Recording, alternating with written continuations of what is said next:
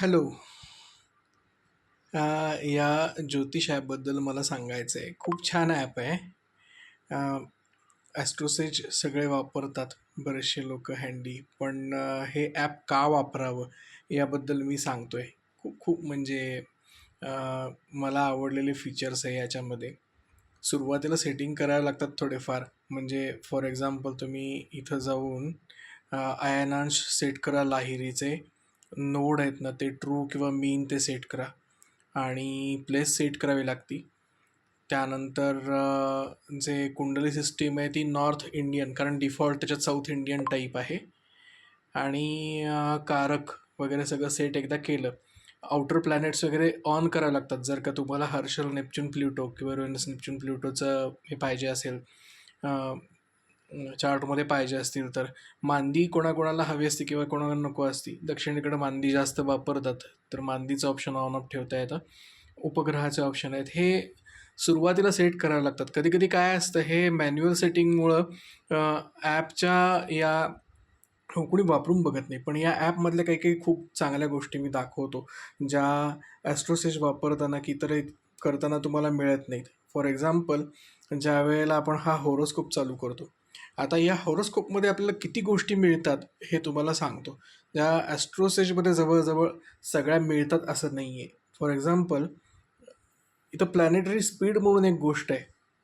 प्रत्येक प्लॅनेटचा स्पीड काय होता, म्हणजे समजा एखादा गोष्ट स्तंभी आहे की नाही. हे बघा, आज आत्ता या वेळेला ज्या वेळेला व्हिडिओ रेकॉर्ड करतो त्यावेळेस बुध स्तंभी आहे. म्हणजे समजा आत्ताच्या वेळेस प्रश्न आला आणि त्याच्यामध्ये स्टेशनरी मर्क्युरी चा काही संदर्भ येत असेल त्याच्यामध्ये, तर हे कळतं की कुठला ग्रह स्तंभी, किंवा कोणतीही पत्रिका बघताना ह्या ग्रहांच्या गती बघता येतात. यामध्ये तुम्हाला तो मग हे पण कळतं की गुरु आत्ता अतिचारी आहे का हळू जाणार आहे, हे सगळं सुद्धा त्यामुळे तुम्हाला कळतं.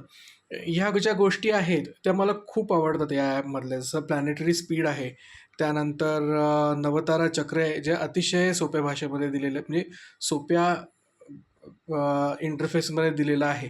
जन्मतारा, संपत्तारा, विपत्तारा वगैरे.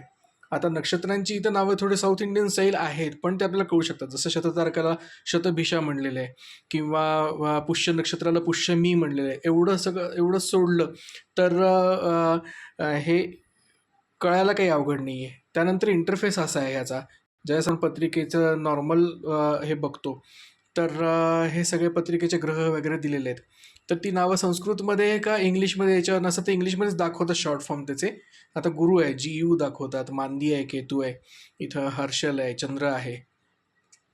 सोपं आहे. इथं ज्या आहेत या सगळ्या नक्षत्रांच्या म्हणजे ग्रह, त्याच्या डिग्री, त्याच्या राशी, नक्षत्र आणि पद, शिवाय राशी लॉर्ड, नक्षत्र लॉर्ड आणि कृष्णमूर्तीचे इथं सब लॉर्ड आणि सबसब लॉर्ड पण दिलेले आहेत. म्हणजे जे कृष्णमूर्ती बघतात त्यांना इथं एका मिनिटात करता येतं.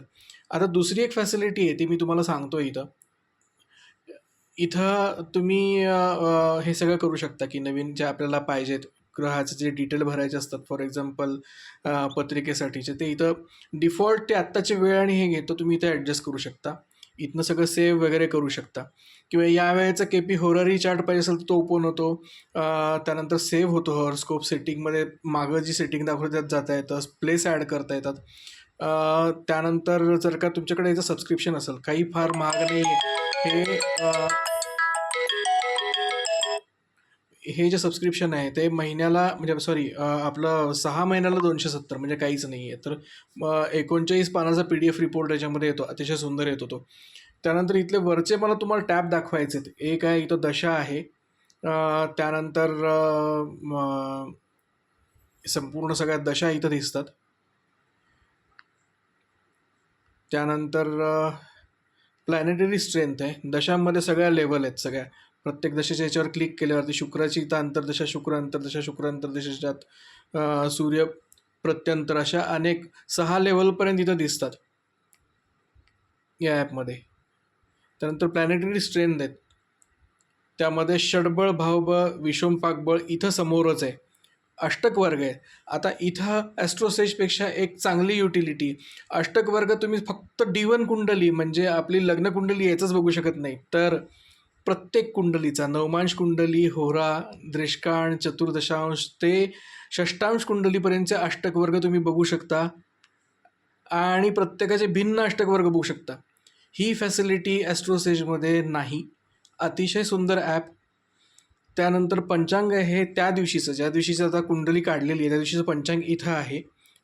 मेन मेनूमध्ये आलाच समजा, इथं मागं आपण गेलो तर महिन्याचं पंचांग इथं पूर्ण बसतं. म्हणजे पंचांगण मुहूर्त बाय मंथली दिसतं. तुम्ही इथं पुढं जाऊन बघू शकता.